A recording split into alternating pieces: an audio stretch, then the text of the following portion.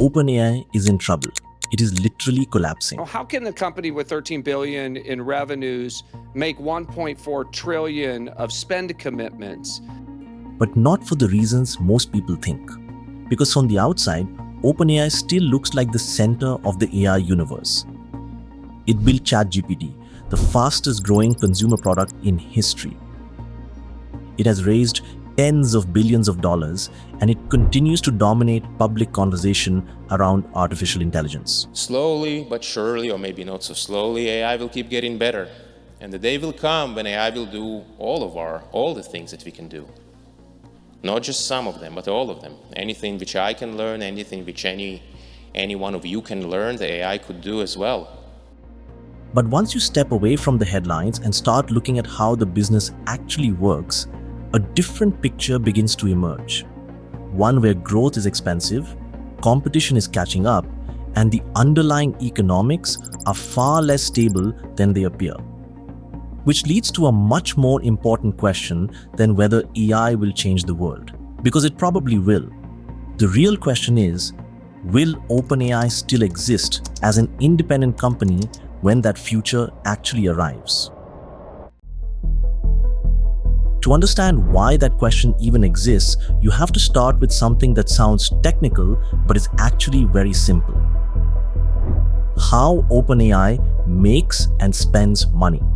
Over the last few years, the company has raised enormous amounts of capital, including one of the largest private funding rounds in history.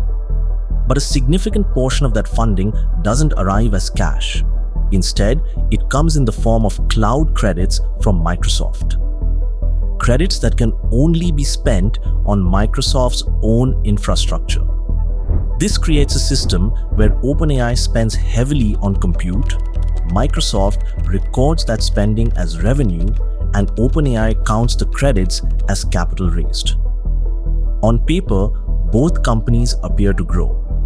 In practice, much of that money never leaves the same ecosystem. This kind of financial loop isn't new. Similar patterns showed up during the dot-com bubble and in companies like Enron and WeWork. Everyone saw Netscape's revenues increasing dramatically. Everyone saw that this was a technology that was going to change every single business. Situations where growth looked real until the flow of external capital slowed down. And that's where OpenAI's model becomes fragile. Because unlike those accounting dynamics, its core expenses are very real. The company is burning billions of dollars every year, and those costs are not optional. Training advanced AI models requires enormous computational resources, specialized chips, vast amounts of energy, and increasingly large data centers. By some estimates, OpenAI's losses could reach over $100 billion before it becomes profitable. What makes this especially difficult is that revenue hasn't scaled at the same rate. Even paid users don't fully offset the cost of serving them, which means the business relies heavily on continued investor funding just to sustain operations. At the center of all of this is a concept that drove the entire AI boom: scaling laws. The idea was straightforward: make models larger, train them on more data, and they will become more capable. For a while, this worked remarkably well. Each new generation delivered noticeable improvements, which reinforced the belief that intelligence could simply be scaled. But that relationship is now showing signs of breaking down. The cost of improving these systems is rising much faster than the improvements themselves. Newer models require exponentially more compute for increasingly marginal gains, suggesting that the easy progress may already be behind us. If we had an AI that we could offer at 1/10 of the price of current AI, I think people would use it 20 times as much. And we would still need twice as much compute to satisfy the then current demand. This shift matters because it changes the economics of the entire industry. If progress slows while costs continue to rise, then the assumption that future models will unlock massive profitability becomes much harder to justify. At the same time, competition has caught up in ways that directly challenge OpenAI's position. Companies like Google have integrated their AI systems into products that already reach billions of users, giving them an immediate distribution advantage. Instead of building the user base from scratch, they can deploy improvements directly into search, mobile operating systems, and productivity tools. It's been an exciting year for Google Cloud.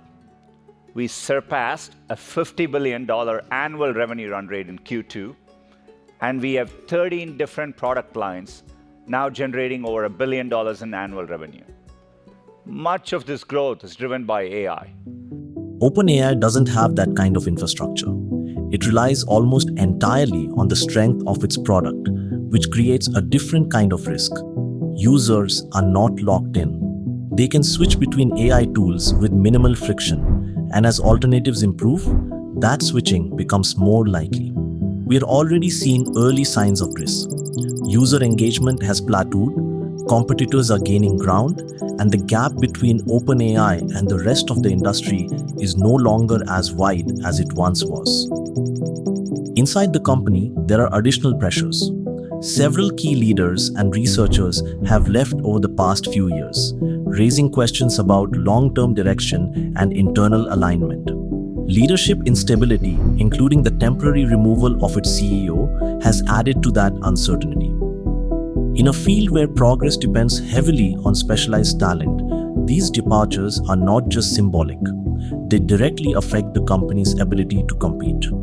Taken together, these factors, rising costs, slowing progress, increasing competition, and internal instability, create a situation where OpenAI is not just racing to build better AI, but also racing to justify its own existence as a business.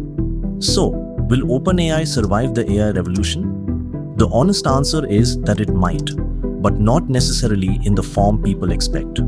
Because the trajectory of this industry suggests that AI is becoming less like a startup opportunity and more like infrastructure, something that requires massive capital, long-term investment, and global distribution networks to sustain. And those advantages are concentrated in a small number of large technology companies. OpenAI proved that modern AI systems could work at scale.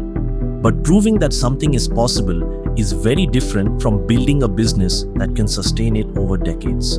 Which means the future of AI may not belong to the company that started the race, but to the ones that can afford to keep running it.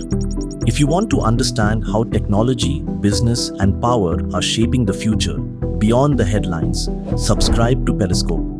Because the most important stories right now aren't just about innovation, they're about who actually survives it.